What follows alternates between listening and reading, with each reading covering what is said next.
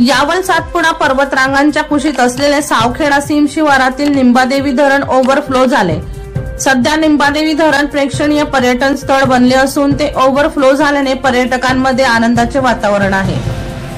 निंबादेवी धरण 2005 साली पूर्णत्वास आले आहे।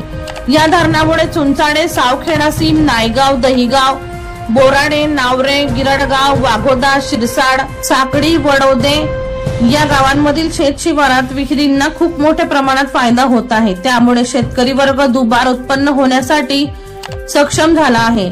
साकडी, चुंचाडे, बोराडे या गावातील पिण्याच्या पाण्याची व्यवस्था सुद्धा याच भागातून केलेली आहे।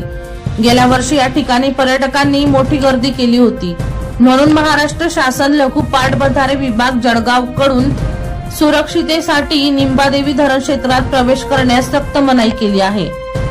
तर अनुचित घटना टाळण्यासाठी विशिष्ट प्रतिबंधांसह या ठिकाणी पोलीस बंदोबस्त ठेवून पर्यटकांसाठी हा धरण परिसर खुला करावा अशी मागणी पर्यटकांकडून होत आहे।